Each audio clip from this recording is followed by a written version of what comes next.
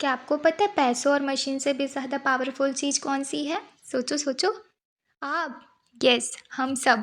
People are the world's greatest resource. Hello everyone, welcome to my channel. Let's explore the amazing chapter human resource. किसी भी country के लिए उसका most important resource वो खुद उसके पीपल्स होते हैं। थिंग्स जो हमें नेचर से मिलती है जैसे कि लैंड, वाटर, मिनरल, फॉरेस्ट, ये तभी वैल्यूएबल बन पाएगी जब लोग उसे यूज़ करना जानेंगे कि उसे कैसे यूज़ कर सकते हैं। वो लोग ही होते हैं, मतलब पीपल्स ही होते हैं जिनके स्किल्स, नॉलेज और नीड्स के बेसिस पर ही नेचुरल थिंग को यूज़फुल बनाया जा सकता है। नहीं तो वो तो वैसे ही रह जाएंगे। अब वुड का यूज़ करना अगर हम नहीं जानते, अगर हमारे पास ब्रेन नहीं होता, तो वुड तो वैसे के वैसे ही होते, वो पेड़ में होते, लेकिन हम उसका यूज़ करना चाहते हैं। हम उसे फर्नीचर बना चुके हैं, हम उसे कुकिंग पे यूज़ करते। किसकी वजह से पॉसिबल हो पाया? वो ह्यूमन बींग ही है जिनके वजह से पॉसिबल हो पाया। इसलिए ह्यूमन बींग्स को बोला जाता है अल्टीमेट रिसोर्स। अगर पीपल हेल्थी होंगे, एजुकेटेड होंगे और मोटिवेटेड होंगे, तो वो लोग चीज़ों को और अच्छे से डेवलप कर पाएंगे और वो और भी रिसोर्सेज को और बेटर वे में यूज़ करने के तरीके ढूंढ पाएंगे। तो ह्यूमन रिसोर्स हर जगह में सेम नहीं होते हैं। कुछ कंट्री में बहुत एजुकेटेड पीपल होते हैं, कुछ कंट्री में यंग पीपल्स होते हैं और कुछ कंट्री में होते ही नहीं है, बहुत कम लोग होते हैं। Also the number and qualities of people ये चेंज होते रहते हैं ओवर द टाइम। जिस वे में people across the earth surface distribute है, स्प्रेड है, उसे पैटर्न ऑफ पॉपुलेशन डिस्ट्रीब्यूशन बोला जाता है। तो 90% of the world people population जो है वो सिर्फ 30% ऑफ द लैंड पर ही रह रही है। इसका मतलब ये है कि हर जगह पर इवनली स्प्रेड नहीं है, लोग पॉपुलेशन स्प्रेड नहीं है ऑल ओवर द वर्ल्ड। तो कुछ प्लेसेस में बहुत सारे पीपल जो है वो एकदम क्लोजली रह क्राउडेड प्लेस में रह रहे हैं, while others have a very few people. South, south east Asia, Europe and north eastern north America, ये सारे क्राउडेड प्लेस है। यहाँ पे ज़्यादा से ज़्यादा लोग रहते हैं, डेंसली पॉपुलेटेड एरिया है। और बहुत कम लोग जो है ना वो हार्ड सर्वाइविंग एरिया में रहते हैं, जैसे कि कोल्ड रीजन, हाई एल्टीट्यूड वाले desert, high mountain and dense forest. आप समझ सकते हो कि यहाँ पे सर्वाइव करना कितना डिफिकल्ट होगा। तो बहुत कम लोग यहाँ पे रहते हैं। और जो most of the world people है ना, वो नॉर्थ इक्वेटर के पास रहते हैं, वो वहीं पे रहते हैं। और 3/4 तो पॉपुलेशन ऐसी है जो एशिया और अफ्रीका में रहती है। इनफैक्ट जो 60% ऑफ द वर्ल्ड पॉपुलेशन है वो सिर्फ 10 कंट्रीज़ में ही है। और ये सारी हर एक कंट्री की पॉपुलेशन 10 करोड़ से भी ऊपर है। पॉपुलेशन डेंसिटी, तो देखो जिस एरिया में कितने लोग रह रहे, एक सर्टेन एरिया में कितनी पॉपुलेशन उनकी कॉन्सेंट्रेट है, यूजुअली इसे काउंट किया जाता है नंबर ऑफ पीपल पर स्क्वायर किलोमीटर। अब मैं इसको आपको एक एग्जांपल से समझा देती हूँ। मान लो एक विलेज है जहाँ पे 500 पीपल्स रह रहे हैं और उसका जो रेंज है ना वो है 5 स्क्वायर किलोमीटर। तो पॉपुलेशन डेंसिटी कैसे निकालेंगे? Population density number of people living in a specific area upon उसका एरिया कर देते हैं, वो स्क्वायर किलोमीटर्स में लेते हैं। तो 500 पीपल्स हो गए और 5 स्क्वायर किलोमीटर उनका रेंज था। तो इससे अगर आप डिवाइड करेंगे तो आपका निकलेगा 100 पीपल पर स्क्वायर किलोमीटर, मतलब कि एक स्क्वायर किलोमीटर में 100 लोग रह रहे हैं। आप इसी से डेंसिटी को रिलेट कर सकते हैं, जैसे कि 100 लोग हैं, एक 1 स्क्वायर किलोमीटर में रह रहे हैं, तो पॉपुलेशन डेंसिटी 100% पर स्क्वायर किलोमीटर हो जाएगी।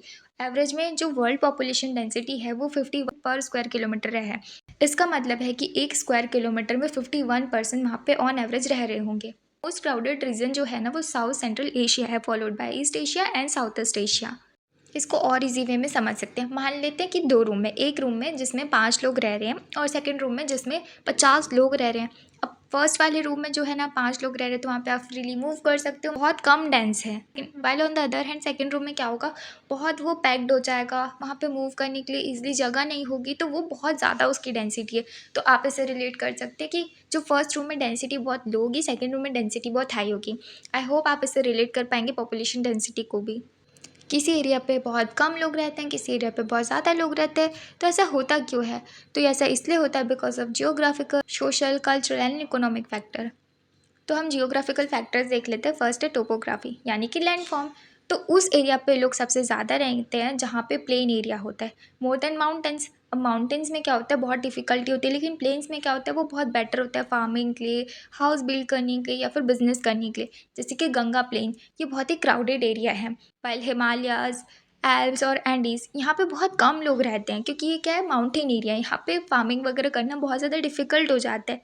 सेकेंड, लोग क्लाइमेट की वजह से किसी जगह पे ज़्यादा कंसनट्रेट होते हैं, क्योंकि जो लोग होते हैं, हम बहुत ज़्यादा हॉट या फिर बहुत ज़्यादा कोल्ड एरिया में रहना अवॉइड करते हैं। जैसे कि सहारा डेजर्ट, वहाँ पे कोई क्यों ही रहेगा, वहाँ पे कितनी गर्मी होती है, पानी भी नहीं रहता। और या पोलार एरिया जैसे कि रशिया, वहाँ पे कितनी ठंड होती है, कनाडा, अंटार्कटिका, यहाँ पे इतनी ठंड होती है कि सर्वाइव करना इम्पॉसिबल होता है। तो इसलिए लोग क्या करते हैं, कंफर्टेबल जो क्लाइमेट होता है उस हिसाब से लोग प्रेफर करते रहना। थर्ड जो फैक्टर होता है वो होता है सॉइल।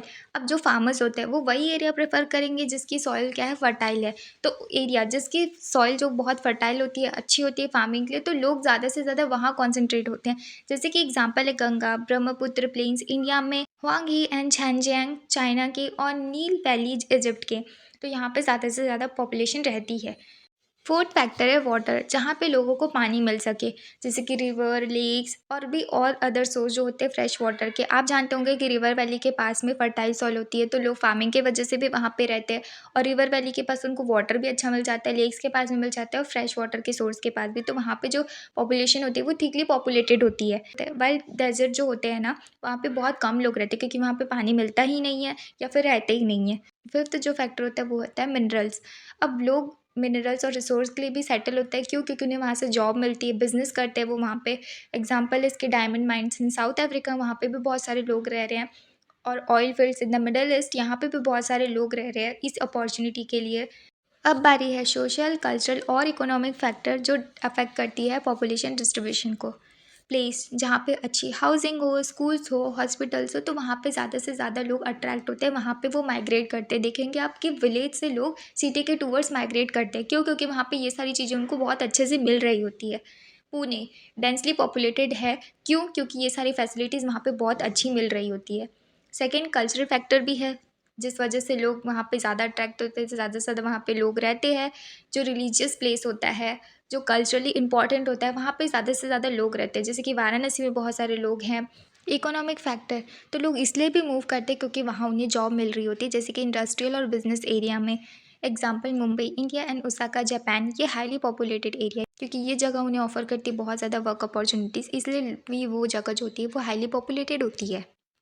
पॉपुलेशन चेंज, तो पॉपुलेशन चेंज का मतलब ये होता है कि नंबर ऑफ़ पीपल कितने चेंज हो रहे हैं एक प्लेस में during a certain period of time. World की पॉपुलेशन है वो हमेशा से सेम नहीं थी, ये हमेशा इंक्रीज़ होती गई over the time.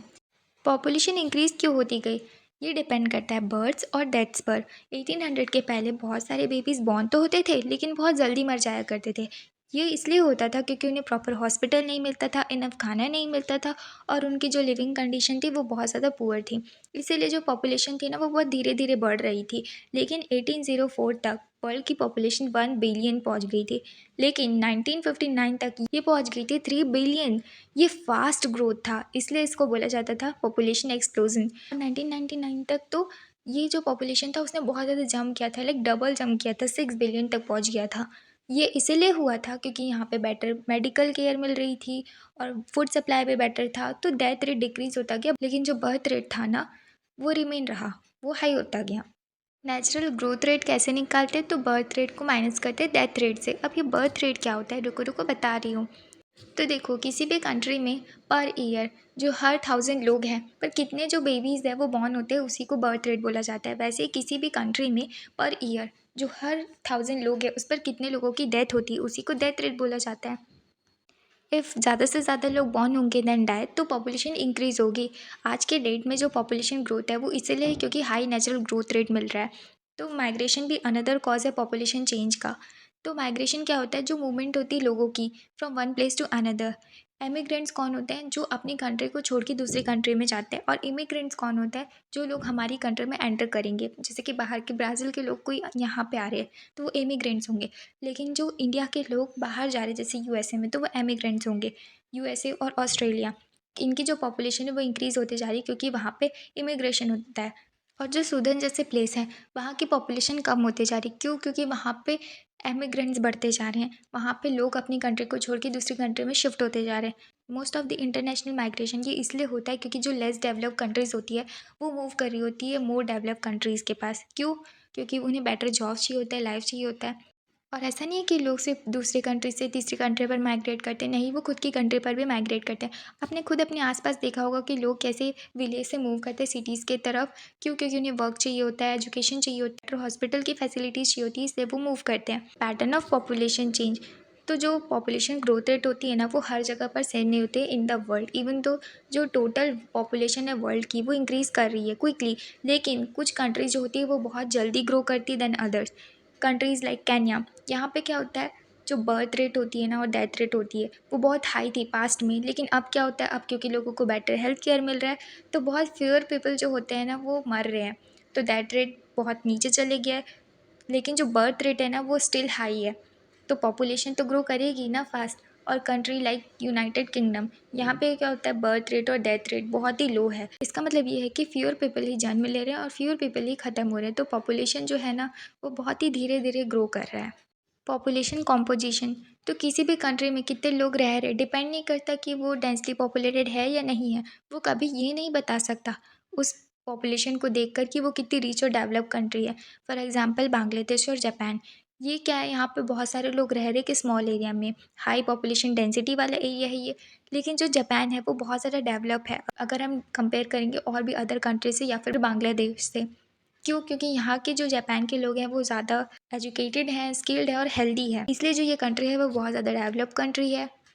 Population composition का मतलब ये होता है कि किसी भी कंट्री में उनके लोगों का स्ट्रक्चर कैसा है, यानी कि वो कैसे हैं और वो कैसे एक दूसरे से डिफ़र करते हैं, एज में, सेक्स में, लिटरेसी लेवल में, हेल्थ में, ऑक्यूपेशन, इनकम लेवल में।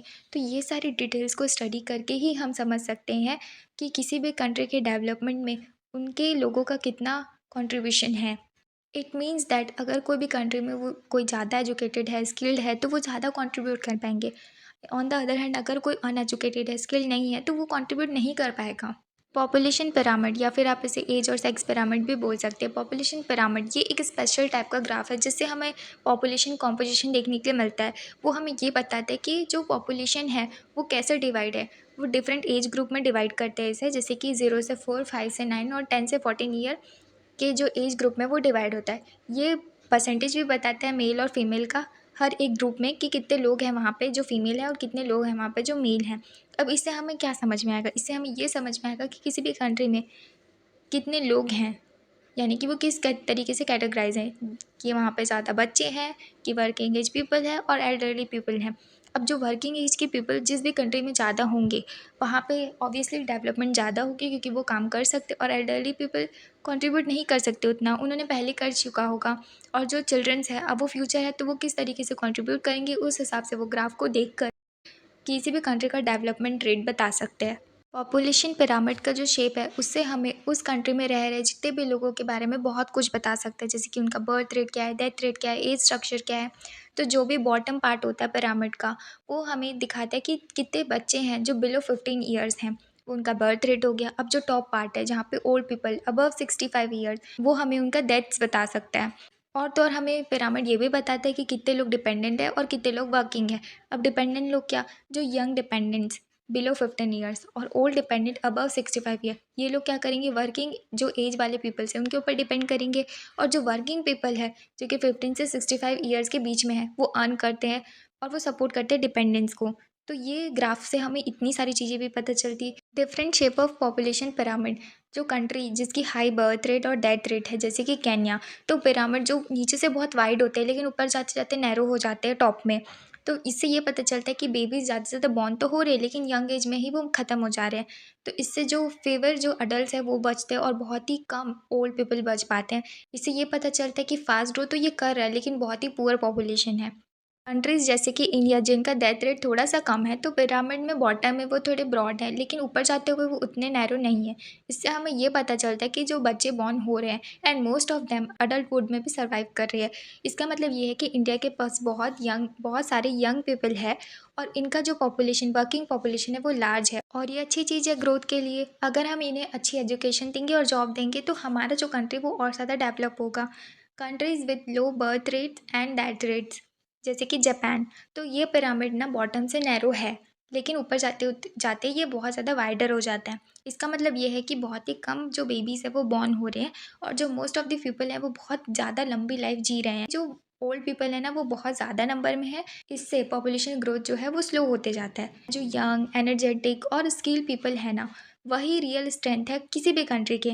इंडिया लकी है कि उनके पास इतने सारे यंग पीपल है। अगर हम इन्हें एजुकेट करेंगे, ट्रेन करेंगे तो ये हमारी कंट्री को स्ट्रॉन्ग, प्रोडक्टिव और सक्सेसफुल बनाएंगे। आई होप अब आपको समझ में आ गया होगा कि वर्ल्ड्स ग्रेटेस्ट रिसोर्स कौन है। मैं और आप जैसे लोग। मशीन, मनी, मटेरियल ये सब कुछ भी नहीं है ह्यूमन पावर के सामने। हमेशा याद रखना, आप ही के जैसे बच्चे फ्यूचर हैं. You are the minds that will shape tomorrow's world. If you enjoyed today's video, don't forget to like, share and subscribe for more such related videos. See you in the next video. Thank